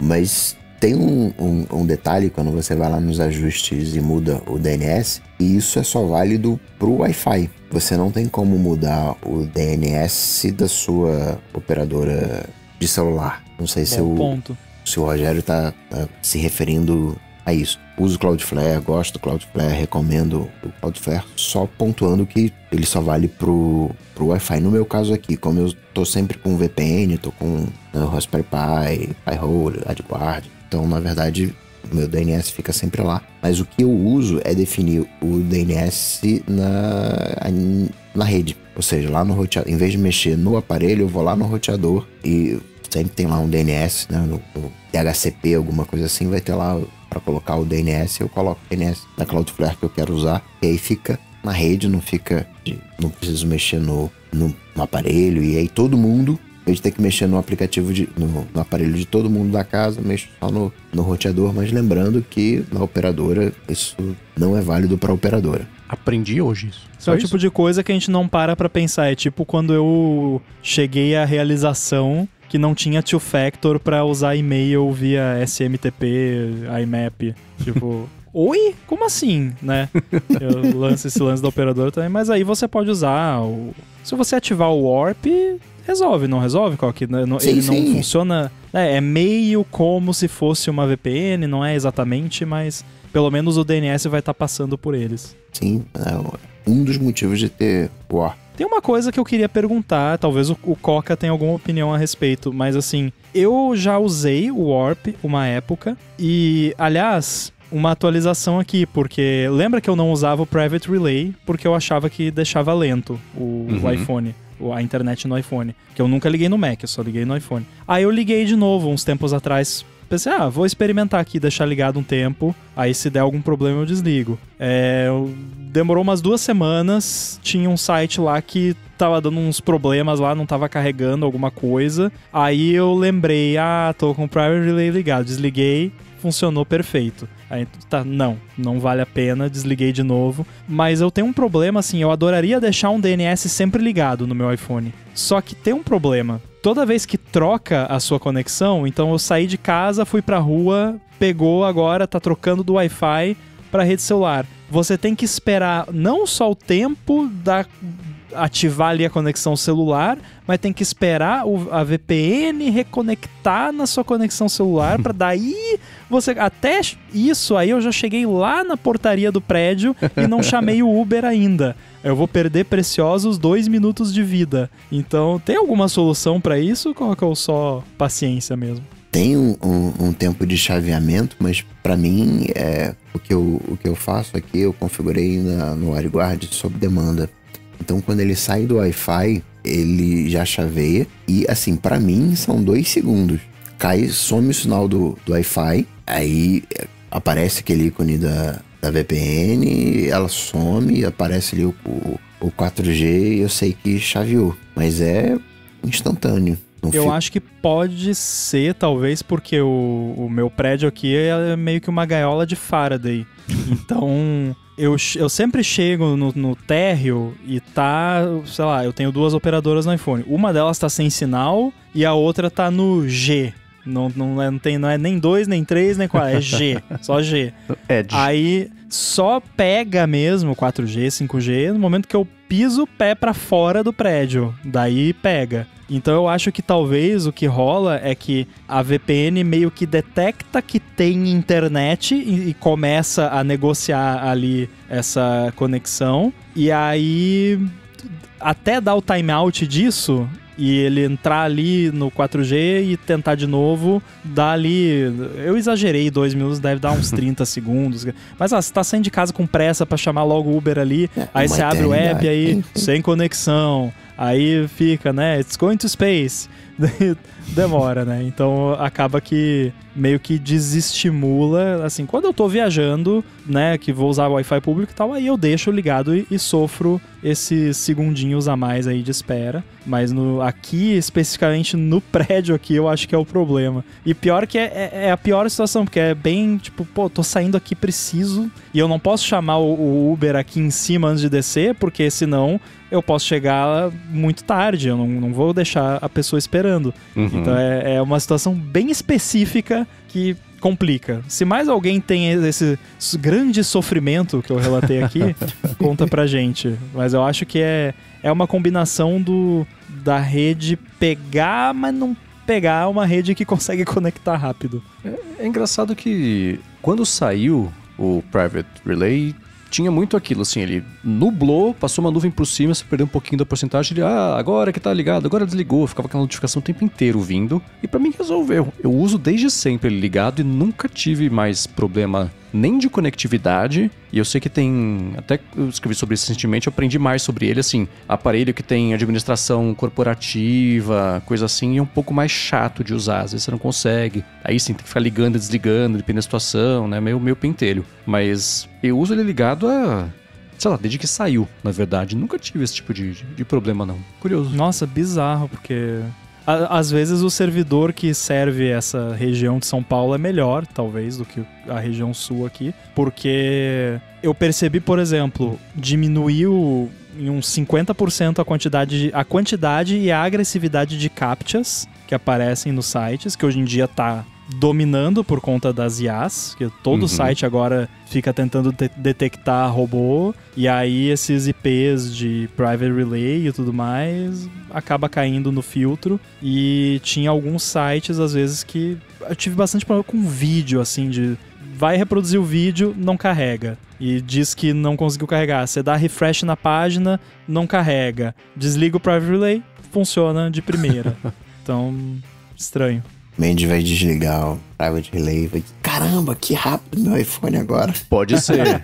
É aquilo que eu já contei sobre quando eu mudei de operadora. Eu usei uma operadora por muitos anos, aí um dia apareceu uma oferta, eu fui trocar, eu falei, meu Deus, é assim que as pessoas vivem? Funciona a internet com sinal, com velocidade. Você foi pesquisar, vem a resposta, que incrível, né? É isso, é o mito da caverna 100%. Você não sabe o que está perdendo quando você não sabe que existe coisa além disso, né? Pode ser. Não vou nem fazer o teste, eu tô muito bem satisfeito. Agora eu não quero arrumar pra cabeça. Tenho um lugar que é uma área de sombra, que eu preciso usar um aplicativo naquele lugar. Não tem Wi-Fi, 2 operadores não funcionam, só funciona uma terceira. E aí eu me rendi, né? Sempre que eu abro aquele aplicativo e é pra aquele lugar, eu fiz um atalhozinho que ele troca, ativa a outra operadora, uso, faço o que eu tenho que fazer, fecho. O pessoal fica sempre impressionado, né? Que dá problema e como eu uso tranquilo ali, lá funciona bem aqui e tal. Mas esse sinal é problemático mesmo. Agora o Rony mandou pra gente em gigahertz.fm/feedback uma pergunta que eu preciso achar com vocês o framework certo pra conseguir responder, que é o seguinte: qual dispositivo vocês consideram o melhor complemento pro iPhone atualmente? Ele falou, penso em fone de ouvido, o Apple Watch, até um notebook, embora esse esteja fora do meu orçamento no momento. Então, pelo que eu entendi, ele tem um iPhone e quer comprar algo que otimize, eleve a experiência dele de iPhone. Falou, mas talvez haja outras opções interessantes. Queria ouvir a opinião de vocês sobre o que realmente expande a experiência de ter um iPhone. Fone de ouvido sem fio com cancelamento de ruído. Olha, pra mim, AirPods Pro, sem dúvida alguma. E aí eu digo especificamente AirPods Pro porque é a melhor experiência de fone de ouvido que eu já tive com um iPhone. Então, assim, eu passo basicamente o dia inteiro de AirPods Pro e a noite inteira também, às vezes eu durmo com eles. Não posso recomendar demais, assim, preciso recomendar pra todo mundo. E principalmente quem... O segredo pra você conseguir lá o foco pra desligar as notificações, talvez uns AirPods Pro ali, ou qualquer fone que tem um bom cancelamento de ruído, não vai ser dinheiro jogado fora, com certeza. Eu falei de fone de ouvido sem fio com cancelamento de ruído para não falar os AirPods, mas porque o Rony colocou fone de ouvido. Aí eu segui na linha dele, porque nesse momento eu tô com os AirPods com fio. E o fio tá pendurado aqui para não bater em nada, então tá uma situação bem atípica. E eu me lembro, né, antes dos AirPods eu usava o fone de ouvido o dia inteiro, só que era com fio. Eu ficava enganchado em maçaneta. Nossa, eu quebrei um iPad assim. E quando eu usei a primeira vez fone sem fio, eu falei, não, é isso. Eu quero isso aqui, eu quero isso pra mim. Essa é uma sensação de liberdade única. E aí vem cancelamentos de ruído, então acho que é a melhor coisa. Claro, se você tá pensando numa coisa um pouco mais profissional, acho que um notebook é um bom complemento, dependendo do que você vai fazer. Mas como lazer, como o dia a dia, como uso, como estudo, você pode fazer, eu acho o fone de ouvido mais ganho do que um notebook. Eu vou citar um meio fora da curva, talvez, mas se você estiver pensando em produtividade, e aí acho até que vocês mencionaram recentemente no área de trabalho, poderia também ser um teclado Bluetooth full size. Se você... O dispositivo que você usa para tudo é o iPhone e você eventualmente precisa digitar textos mais longos, tipo um e-mail um pouquinho mais longo, ou um artigo, um texto, alguma coisa, vale investir também, de repente, num tecladinho para você digitar com mais conforto e agilidade. Ou não, porque dependendo da idade da pessoa, né, os mais jovens digitam mais rápido no tecladinho do iPhone do que a gente digita no teclado físico. Ah, é? Sem dúvida. Fica que nem o cara lá imitando o barulhinho, né? Aquele vídeo é muito bom.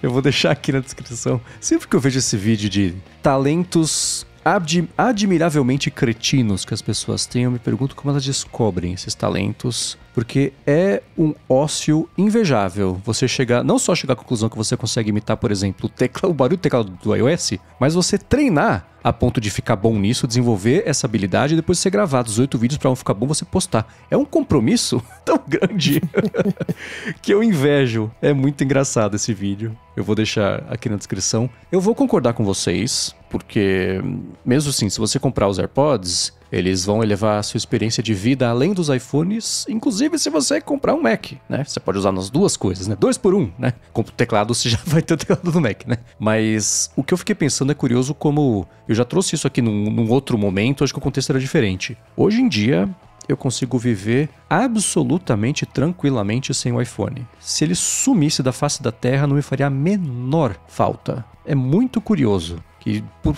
meu contexto 100%, eu trabalho em casa, com tudo que eu preciso existe para Mac e beleza, né? O iPhone, ele é o meu termômetro, basicamente, aqui. Qual a temperatura? Eu acendo aqui, tá... E é isso, né? E algumas notificações que eu deixo chegar lá e não aqui. Peraí. Deixa eu trazer a minha rigidez cognitiva para essa conversa, porque isso aí você tá exagerando. Não sentiria falta nenhuma do iPhone? Como é que você falou? Você falou que não precisa do iPhone. Vai sair de casa, vai beber, precisa de um carro. Vai chamar como? Vai chamar no Mac? Ok. Vai correr na rua, quer ouvir música. Vai ouvir como? Vai carregar o Mac? No Apple Watch. Eu tô falando sobre o mundo que o Apple Watch é independente do iPhone. Mas ainda assim não chama Uber. Apple Watch já chamou no passado, mas hoje em dia não chama. Tinha Instagram, tinha Twitter. Ok. Chama um táxi. Eu falo com o Metro, por favor, chame o carro pra mim. Então, ok, tirando esses casos excepcionais, eu viveria sem o iPhone. Sem o Mac? Sem a menor chance. Tem que usar um Windows? Lamento. Sem a menor chance. Eu não consigo... Não dá. Cada vez que eu tenho que mexer no computador da Lari, eu falei, são os 2 pés esquerdos que eu tô usando. Nada faz sentido, tá tudo fora do lugar. Se a tela de ajustes do iOS é no Shuffle, é um sistema no Shuffle e cada tecla ela escolhe o que ela vai fazer na hora que ela quer. Pra mim, o jeito que eu tô acostumado a mexer, não funciona, cada um. Né? Mas nesse caso, eu ainda vou dizer, né? AirPods, porque eu uso 100%, é que nem vocês, né? Eu uso ele faz parte do meu aparelho auditivo. E se eu tô ouvindo uma coisa ou não, tanto faz. Ele é um cancelador de ruídos ambiente perene. Então, acho que temos aqui um consenso, né? Pra mim não tem definição melhor de vestível do que isso, porque eu visto os AirPods Pro, é um acessório que faz parte da minha vestimenta diária, assim. Acordei, vou botar aqui uma camiseta, a calça e os AirPods, porque...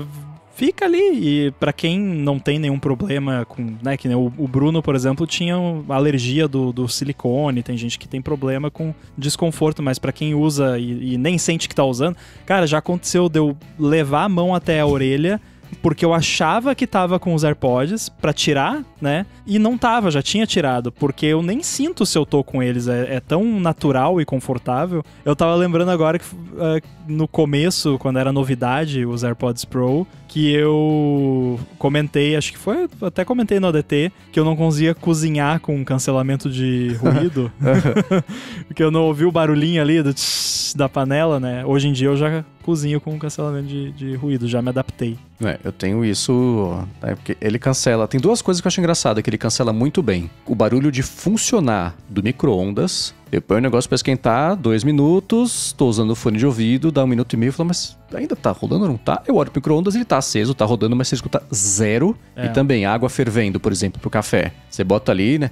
Eu acho um perigo isso. Eu faço mesmo assim. Porque se tiver só o gás, né? Você cancela esses barulhos, né? Fora o barulho da coisa, meu. Fazendo arroz, por exemplo, você escuta, né? Pra saber se tem água, se não tem, se tá queimando, se não tá. Então os AirPods cancelam isso tudo. Como a audição faz parte de cozinhar, em algumas situações eu tiro o cancelamento e só tô com eles ali no modo transparência, beleza, mas é raro. Mas cada vez que eu uso e eu percebo, olha, se eu esquecer que essa panela tá aqui, eu só vou lembrar a hora que pegar fogo, porque não dá pra escutar nada sobre o que está acontecendo. Pra mim aqui ele cancela muito bem o ruído da coifa, né, que é aquele ventinho constante. Esses ruidinhos constantes assim, né, barulho de avião e tal. Ele é perfeito pra isso. Mas aí sim, eu acabo usando muito mais a visão e o olfato por conta de não ter tanto a parte da audição, que é bem aqui, como você falou. Você tem um negócio dentro da panela ali e começou a pegar no fundo que dá aquele barulhinho, você não vai ouvir. Exatamente isso. Agora, para vocês verem como eu conheço bem vocês, tá? Eu coloquei essa pergunta entre duas perguntas que o Rogério Buzeretti tinha mandado, porque a segunda tem a ver com AirPods, pra gente poder finalizar o episódio aqui desse jeito, né? Integrando uma coisa com a outra. E falou o seguinte: como que vocês higienizam os AirPods Pro de vocês, né? Tanto o corpo mesmo dos AirPods, né? Quanto também aquela redinha ali do canal auricular, as pontas de silicone. Vocês usam algum produto, um cotonete, uma massa própria de limpeza? Como é que é pra vocês? Olha, o primeiro passo é você não deixar ficar muito sujo. Acho que é uma boa estratégia para não dar muito trabalho de limpar. Então, todo dia eu limpo. Aí, a limpeza padrão é um pedacinho de papel higiênico, passa ali para tirar a nojeira, né? Obviamente eu lavo os ouvidos, né? Limpo os ouvidos também.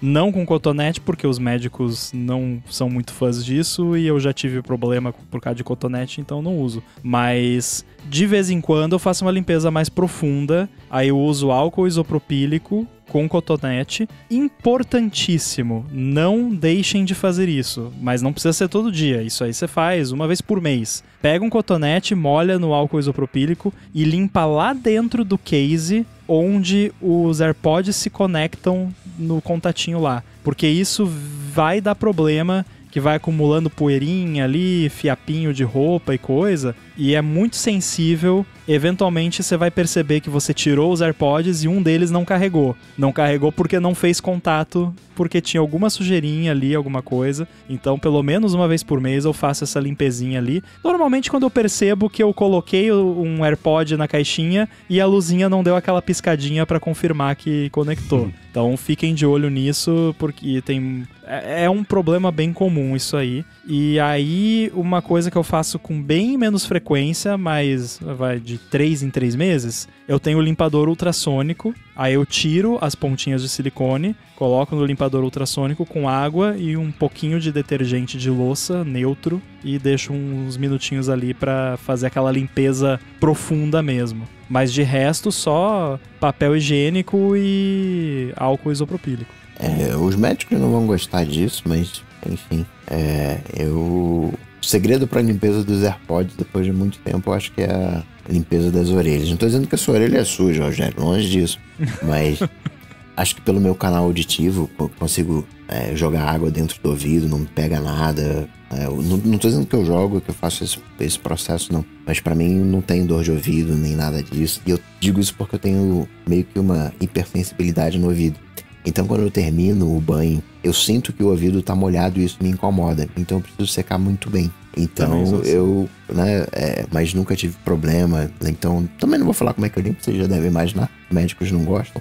E pra mim, assim, eu entendo que você toma um banho quente, o corpo todo aquece. Então aquela cera do ouvido também vai ficar mais líquida, vai aquecer, vai ficar líquida. Aí você coloca um tampão no ouvido, parece meio natural o que vai acontecer. Enfim, por ter essa sensibilidade, eu acabo secando bem o ouvido, então não tem muito essa questão de uma sujeira maior, mas ainda assim, essa redinha, né, eu uso, tenho cotonete próprio, aquele cotonete de maquiagem que é pontudo para limpar a quininha do case, né, da tampa, onde você abre e fecha ali na dobradiça, que é mais difícil, limpo ali, faço limpo o fundo, limpo também os próprios AirPods, a conexão dos AirPods, né, onde recarrega, faço toda essa limpeza. E a redinha que eu uso para limpar a redinha, tiro a borrachinha de silicone, limpo ali também o cotonete, o silicone, mais uma higienização. Agora a redinha eu uso, tem uma cola em massa, sei lá, tipo cola de bastão, mas é em massinha. Aí eu pego um pouquinho daquilo, coloco. E não empurro, não. Só pra dar aquela pressão, encostar. E sabe quando tem um adesivo que a cola ficou e você usa o próprio adesivo pra ir tirando? Eu uso mais ou menos esse processo, mas com essa cola... A massa adesiva é o nome. Eu lembro acabou pra mim, na verdade, tinha uns cotonetes desses pontudos de maquiagem que a Fernanda Pípola, aliás, braço enorme pra ela e pro Gui Pípolo, sabe deles.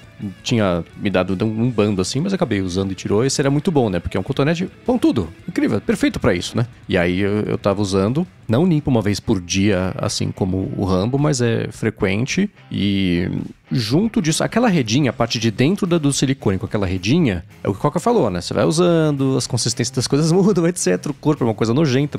Então, às vezes, eu pego até aquele canivete como é que chama? Da Victorinox, né? O pequenininho de bolso. Ele tem, dos complementos dele é tipo um palitinho, que deve ser pra você, não sei, usar de palito de dente, não sei o que serve aquilo. Mas ele é ótimo pra você colocar ali e esculpe o que fica ali por dentro. Já sabem, se tiver no churrasco e o Mendes oferecer um palito de dente num canivete, não aceitem. Não aceitem de ninguém, tá? Mas também é com frequência, mas é quando eu falo assim, faz uns dias, acho que eu vou limpar. E é isso, a dobradiça dele, né, toda a parte, não só na parte de dentro dos contatos, que eu também, isso eu uso o cotonete normal pra limpar, mas na dobradiça, ele acumula poeira de bolso, né, que você anda pra lá e pra cá o tempo inteiro, eu pelo menos, né, eles no envolvido e a caixinha ali no bolso acaba entrando um pouco de fuligem, não sei o que é, pedaço de pano. Então, Fiapo, não era fuligem, era fiapo a palavra que eu tava pegando. Eu fiquei tirando o sarro do cara mais cedo, né, que confundia as palavras, então é isso que eu faço. E a ponta de silicone, ela também, ela pega um pouquinho de fiapo e um pouquinho de corpo. Então, passando um papel, uma coisa assim, já dá pra resolver. Eu já vi uns vídeos e mexeram comigo. É uma galera que usa cola quente de silicone. Eu fico pensando, esse negócio tá quente, tu vai colocar aí, coloca na porta Lightning e aí pega parece aquele ferrinho de dentista e vai e tira aquilo dali. Não, muito brutal. Você falou da massa cola lá, tem o lance, né, que o Play-Doh, né, a massinha de modelar foi feita pra limpar papel de parede, não tem um lance assim? E daí... Ah, é? E daí descobriram que não servia muito pra isso, mas as crianças gostavam de brincar, e aí virou um brinquedinho de esculpir. Não sei se é verdade, eu ouvi falar essa história, né, procurem aí, pede pro ChatGPT, né, mas a história que eu lembro era essa, então... Tem essa curiosidade. O da cola quente é bizarro, mas eu entendo que possa funcionar e eu não acharia tão absurdo usar numa porta de um device que é todo de metal, que vai dissipar rápido o calor. Agora eu jamais usaria nos AirPods que são de plástico, porque negócio quente, não sabe a temperatura que tá, pode dar ruim.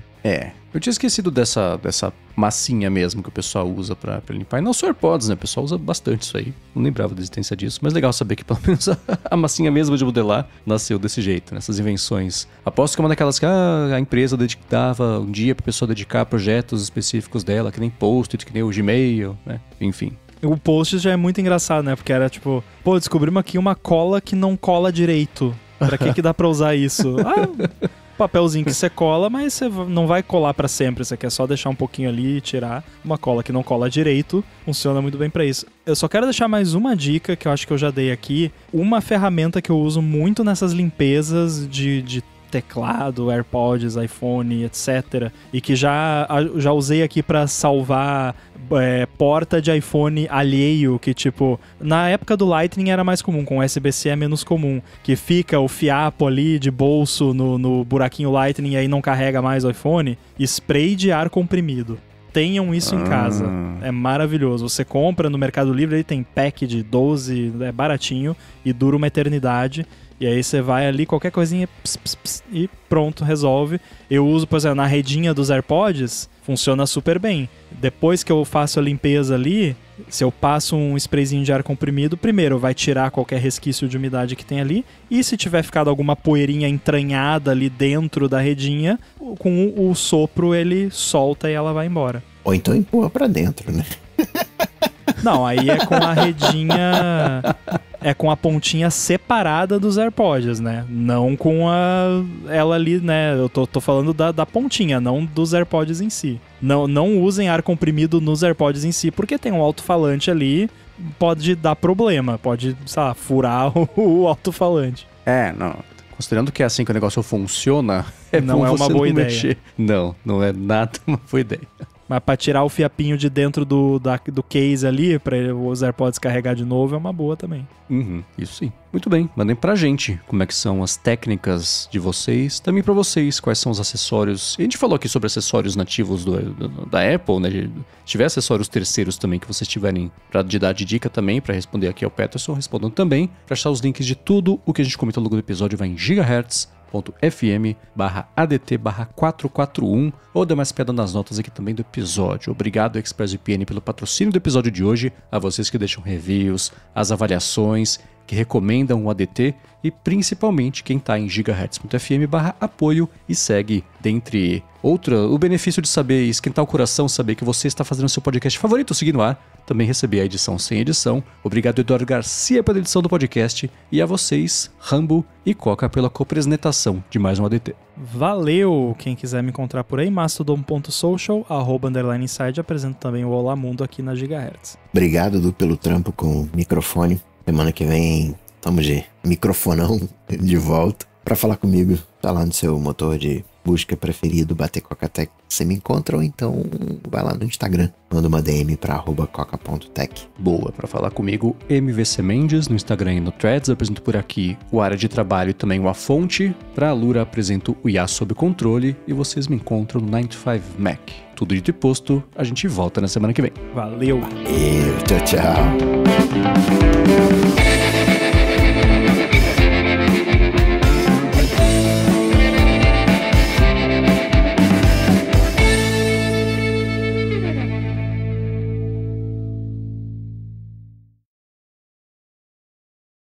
Tem uma coisa que eu queria comentar, eu acho que surgiu esse pensamento já várias vezes ouvindo Área de Trabalho, mas eu já surgi em outras situações também. Hoje vocês estavam falando de novo, eu não terminei de escutar ainda, mas vocês estavam falando do lance lá do teclado, sem distrações, não sei o quê. E aí sempre que eu ouço essas coisas, eu fico pensando, eu acho que o meu TDAH veio com defeito, porque as pessoas nunca ouviram falar de não perturbe, modo avião, modo foco. Tipo, a pessoa é incapaz de colocar o aparelho num modo ali que não vai se distrair, porque eu particularmente, modéstia à parte, nem precisaria de nada disso, exceto parte de notificação, que aí fica te interrompendo de fato. Mas assim, se eu pego meu iPhone pra fazer uma coisa, eu vou fazer aquela coisa, eu não vou abrir o Instagram e ficar scrollando. Tipo, por ser algo normal pra mim, eu fico chocado das pessoas, tipo, não, eu preciso ter outro aparelho que não tem Instagram, porque senão eu vou ficar, então apaga o Instagram do seu iPhone, que você tem um problema. Eu tô errado? Eu tô louco? Não, é aquele lance de memória muscular, assim, não é nem memória muscular, é você desligar a cabeça e tá no piloto automático da distração completa. Já aconteceu com você alguma vez? Você tá no Instagram, você fala, vou fazer outra coisa. Você fecha o Instagram, dá meio segundo. Você vai, você abre o Instagram e você cai de novo onde você tava. Você fala, nossa, que burro, como é que eu acabei de fazer isso? Já aconteceu com você ou nunca? Olha, não, nunca, não, eu nunca é muito, né? Nunca é muito pouco. Mas já me aconteceu no passado. Hoje em dia não acontece com tanta frequência. Talvez porque eu estou medicado. Mas... Pode ser. Não, mas também porque eu criei meio que um hábito de, tipo, ter um horário pra mexer no Instagram e fora daquele horário eu simplesmente não entro. Uhum. E não é, eu nem uso foco pra isso. Eu só, tipo, não é hora de abrir Instagram das... Você usa o foco raiz. O foco analógico. Raiz. É, o foco analógico. Que supostamente o meu não é muito bom, por isso que eu fico chocado.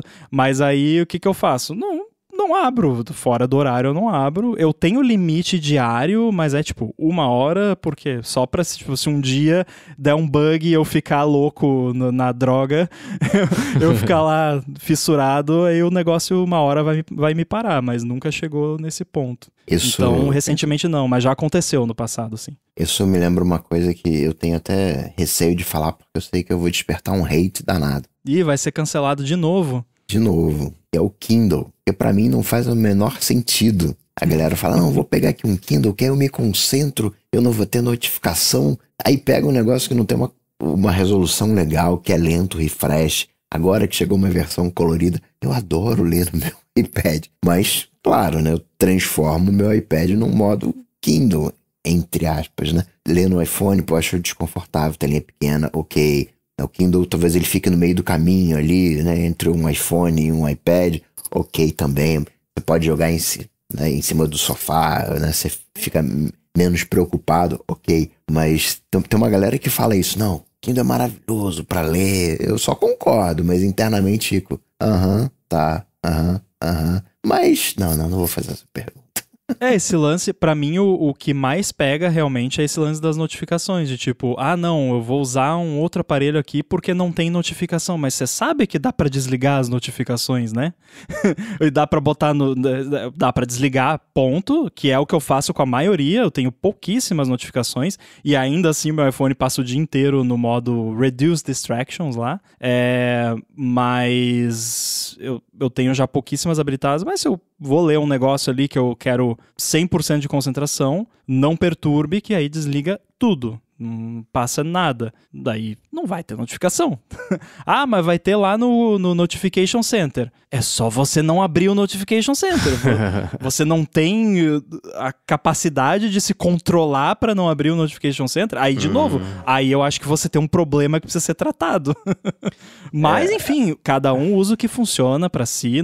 Não é uma crítica. Quem gosta de usar o Kindle usa e se acha que tá mais produtivo porque não tem distração, usa, maravilha. Eu só acho meio bizarro, porque isso é sempre comentado como se fosse impossível você desligar notificações, por exemplo, né? Ou como se fosse algo que você não controla. É tipo a Apple falando das regras da App Store, né? Tipo, não, é porque o iPhone só roda software autenticado pela Apple, mas é só porque vocês quiseram que fosse assim, né? Então é tipo, não, mas o iPad tem notificações. Tem notificações porque você não desligou. Se você desligar, não tem.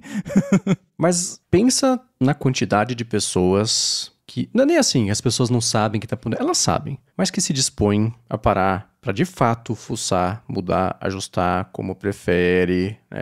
Não se sentem... Ela sabe o que dá para fazer, mas se sente intimidada em chegar lá. É uma tela com 8 campos, 4 opções, cada uma com um drop-down, com mais 4, seja... e desiste. Eu acho que vem muito disso, assim. As pessoas... Sabe que dá, mas o sistema não convida a ajustar. As pessoas que eu ouço comentando isso não são essas pessoas. Essas pessoas que você tá falando é coroa digital. Aí eu até entendo. Você e a Bia, né? Não que eu digo que vocês estão nessa categoria, porque eu sei que você usa o seu iPhone sem notificações, a Bia também. Mas, tipo, pessoa que ouve o área de trabalho, não fica intimidada com o negócio lá. E outra coisa, o modo não perturbe já vem de fábrica. E se você liga ele de fábrica, ele desliga todas as notificações. É literalmente um toggle. Liga, não perturbe. Pronto. Pode até pedir pra carangueja. Carangueja, não perturbe. Ou bota no modo avião também, se puder, né? Aí tudo bem, o modo avião é meio nuclear, né? E nem sempre é possível, mas o não perturbe já vem de fábrica. É que tem uma outra classe de pessoas, não de pessoas, mas de comportamento, que quer ver a notificação, que quer ver a resposta na hora, mas não quer responder na hora. Não, peraí, o que ela... rapaz, não veio qual foi a resposta, não responde, né? Enfim, não, se eu responder agora, vai pensar aqui que eu tô desocupado. Não, vou responder daqui a 5 horas, eu respondo. Mas já tá com a resposta prontinha ali na cabeça e tal, mas só quer ter quer saber o que tá acontecendo, mas não quer se envolver, sei lá. Mas o que a gente ouve comentar é justamente a pessoa comentando que não quer as notificações porque quer se concentrar ali numa leitura ou qualquer outra coisa, mas as notificações estão ali, como se fosse impossível de desligar. Então não é que a pessoa quer as notificações, a pessoa claramente não quer, né? Ou a pessoa tá mentindo. Mas acho que se a pessoa chega ao ponto de comprar um device dedicado é porque a pessoa de fato não quer as notificações. Mas aí tem a opção do não perturbe, enfim. Eu acho, sei lá, quanto custa um Kindle? R$300? O mais baratinho? Sei lá, por aí? Uns 500, vai. Então, de 5 minutos de um tutorial de YouTube... você aprende a configurar lá o foco do iPhone, custa menos de R$300, vai. Então, meio que a conta não fecha, sabe? E o Kindle, sei lá, você tá falando de um coroa digital, enfim, uma pessoa que não manja ali das coisas a ponto de achar intimidador configurar um não perturbe, a pessoa vai achar intimidador aprender a usar o Kindle. A pessoa vai ter que aprender a usar o Kindle. Como que eu coloco o livro aqui? Como que eu faço, né? Sei lá, eu acho que simplesmente não encaixa no meu modelo mental esse conceito de eu não consigo não ter as notificações ou não, enfim. Claro que se elas ficarem pipocando, vai atrapalhar, óbvio. Mas não perturbe, tá ali, é só ligar. Eu concordo com o que o Douglas falou ali, que talvez seria o caso da Apple fazer uns comerciais, até de TikTok, assim, quer ler no seu iPhone? Aperta esse botão, pronto. Isso ela deixa a cargo de sites de criador de conteúdo, né? Tá aqui, a Apple não quer que você saiba para ter mais foco. Mas daí é quem vai atrás disso, né? Que vai ver. Mas se não é o padrão, é a mesma briga sobre não mudar app padrão, que as pessoas não fuçam, elas não vão atrás, não se dispõem a fazer. Pega, sei lá, mesmo quem tem familiaridade com tecnologia, pergunta a última vez que foi lá no sistema. Deixa eu sentar para tudo que eu tô fazendo e customizar as minhas preferências de como o sistema vai se comportar. Não. Olha para o telefone padrão de uma pessoa por 5 minutos. Quanta notificação vai chegar de joguinho que a pessoa nem lembra que tem instalado, mas fica... Notificação é um pesadelo. Isso me dá um faniquito por proxy. Ver o tanto tem gente de que eu não sei como vive. Sério. Quando eu comecei a sair com a Lari, cara, era, assim, bando de grupo, de coisa de hospital, não sei o que lá, não passava, cara, não é exagero, não passava 5 segundos sem chegar uma notificação. Como é que você se concentra com qualquer coisa? E vira uma coisa reflexiva. Manda abraço, né? Então, aí assim, vira uma coisa reflexiva, chega a notificação, a pessoa dá um flick pra cima e tira. Vira um jogo de whack-a-mole, assim. Vê a notificação, mas não responde. Natural. Então, né? Ou não vê a notificação chega, é notificado que aconteceu alguma coisa. O que é? O que dizia? É urgente? Aí que eu fui, não, tira isso. Quais grupos precisa, né? E foi antes de ter, sei lá, você conseguir silenciar um grupo pra sempre, ou você... Não, era... Nossa, eu comemorei muito arquivar. Quando o WhatsApp colocou essa opção de silenciar pra sempre, eu comemorei muito, porque eu colocava 1 ano, daí 1 ano depois começava a vir notificação, que droga, passou o prazo, tem que ir lá dar mute de novo. Era arquivar permanentemente, que se você arquivasse uma conversa, se alguém mandasse uma mensagem, ela desarquivava. Cretino, né? Então tem a opção, daí veio essa opção, aí deu uma bela de uma limpa, né? Porque era impossível. As pessoas não se ligam pra isso. Eu só quero lembrar, porque o Deblin tá falando aqui que as pessoas acham muito trabalhoso configurar foco. O não perturbe já vem de fábrica e é só ligar. Não tem que ir no settings, no control center lá do lado do volume, tem lá não perturbe. Já vem de fábrica e desliga todas as notificações. Você quer ler no iPhone? Vai lá, não perturbe. Pronto, né? A Apple podia botar, talvez, então, modo leitura, que liga o não perturbe, daí tem um botão gigante lá, com um balãozinho dos chips lá. Clica aqui pra você vai ler, né? Abriu o Books pela primeira vez, quer ativar o modo leitura para desligar as notificações? Então é uma boa ideia até. Talvez eles devessem fazer isso e ajudar a galera, porque a questão que eu fico batendo é que não precisa configurar nada, já tá pronto, é só ligar um botão que não precisa nem ir lá no settings, já tá ali no control center, ou pede pra carangueja, é facinho de ligar. Se você quiser ser mais hardcore, que aí o Coca deve ter isso, né? Você pode ir lá botar como é que é? Modo assistido lá, não sei, do iPhone ou do iPad, que aí você fica travado num app só e não consegue fazer mais nada, só ficar naquele app. Pode fazer isso também, que aí mas aí sim, aí é para pessoas avançadas.